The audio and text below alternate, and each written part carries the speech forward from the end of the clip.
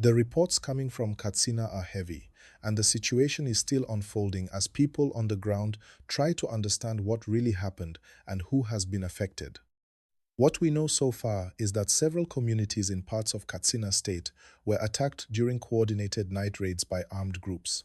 These attacks happened quietly at first, then spread fear very fast as residents began to flee their homes for safety. Homes were entered, properties were taken, and many families were left in shock before daybreak. According to accounts from locals, one of the most painful aspects of these attacks is that respected community figures were affected. Reports say a Fulani traditional leader was killed during the violence, alongside other villagers who were caught in the chaos. Families woke up to terrible news, and whole communities were thrown into mourning. Please, as you are watching this, remember to like this video and subscribe to the channel so you don't miss verified updates like this. At the same time, more than 20 people were reportedly taken away from different villages. These were ordinary people, farmers, family members, and youths who were at home when the attackers arrived. Some were taken from their houses, others while trying to escape in the dark. For many families right now, there is no sleep, only waiting and hoping for good news. Like this video and subscribe, because following this story closely helps these voices stay heard. What makes this situation more troubling is the pattern. This is not the first time communities in Katsina have faced this kind of violence. Over the years, residents have spoken about living with constant fear, especially in rural areas where security presence is limited. People say the attacks often come at night, when families are resting and least prepared. The emotional effect is deep, and many are now questioning how long this cycle will continue. Please remember to like this video and subscribe so we can keep bringing you calm and clear updates. In moments like this, information spreads very fast, especially on social media. Some details are confirmed, while others are still being checked. What is clear is that lives were lost, people were taken, and entire villages were shaken. Security forces have been alerted and operations are being discussed, but residents are asking for more than words. They want protection they can feel, not just promises. If you agree that these stories matter, like this video, and subscribe to support responsible reporting. Families of those taken are now living in uncertainty. Phones are kept close. Every unknown number brings fear and hope at the same time.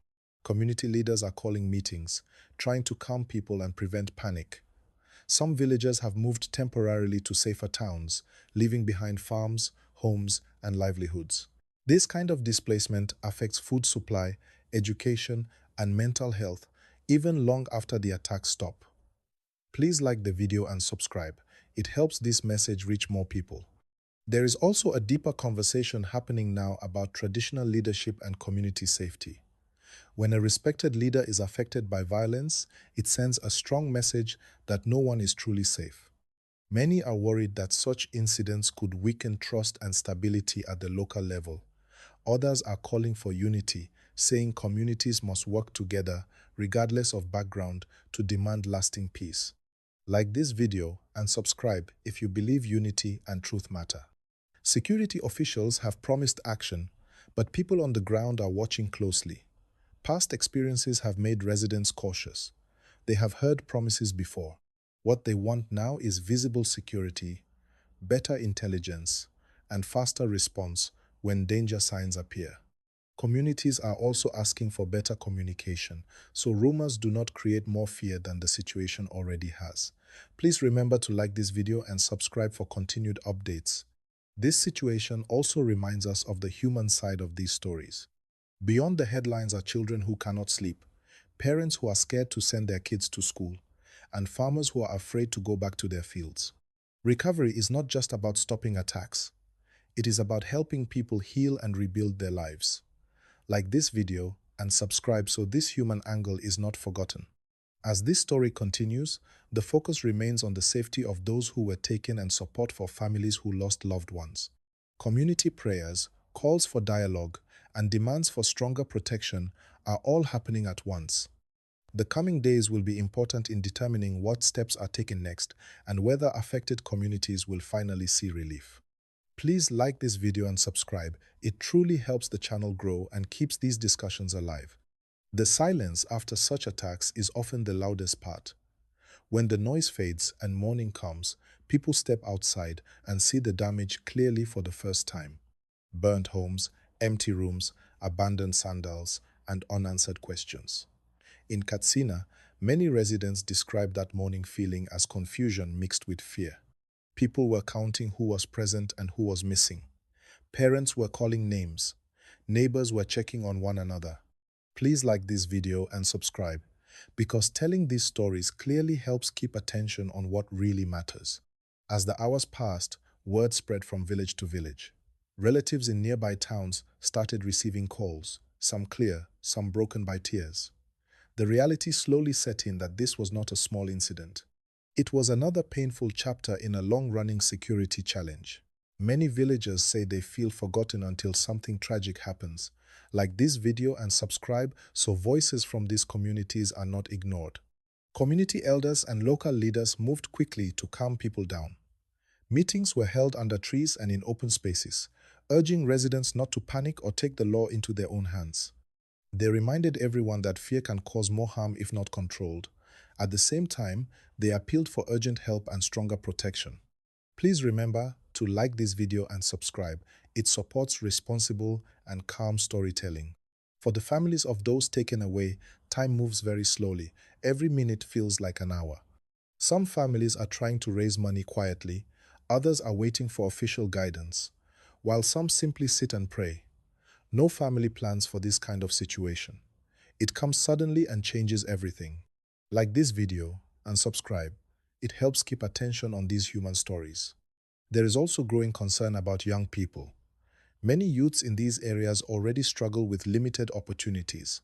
When violence becomes normal, it affects how they see the future. Some lose hope, others become angry, and a few may even be tempted to make dangerous choices. Community leaders are now calling for programs that protect and guide young people, not just security patrols. Please like the video and subscribe so this part of the conversation continues. Another issue people are talking about is trust. Trust between villagers and authorities, trust in early warnings, and trust that help will arrive on time. Some residents say they noticed strange movements days before the attacks, but did not know who to report to or feared that reporting would change nothing. This shows how important communication and local intelligence really are. Like this video and subscribe if you believe prevention is better than reaction. Markets in nearby towns have also been affected. Traders report fewer customers, higher food prices, and early closing times. When fear spreads, economic life slows down. Families earn less, and basic needs become harder to meet. This is how insecurity quietly affects even people who were not directly attacked. Please remember to like this video and subscribe to keep these realities visible. Women and children are among the most affected. Mothers now sleep lightly, listening for any strange sound. Children ask questions that are hard to answer, like why people would hurt others or why they cannot go back home. These emotional wounds take time to heal, and they need attention too. Like this video and subscribe so this angle is not forgotten. Religious leaders have also spoken, calling for peace, patience, and compassion. They remind people that anger alone will not fix the problem. At the same time, they support calls for firm and fair action to protect innocent lives. Many are urging unity across communities, saying insecurity does not choose tribe or background. Please like the video and subscribe if you support peace and truth. As days pass, attention will naturally shift to the next headline, but for the people affected, this story does not end quickly. Recovery is slow. Homes need rebuilding, farms need tending, and children need reassurance. Support must go beyond words. Like this video and subscribe so long-term support stays part of the discussion. Right now, the key hope remains the safe return of those taken and meaningful steps to prevent another incident. Communities are watching closely, waiting to see what actions follow these events. The mood is cautious, but people are still holding on to hope, because hope is often the last thing left. Please like this video and subscribe to stay with us as we follow this story carefully.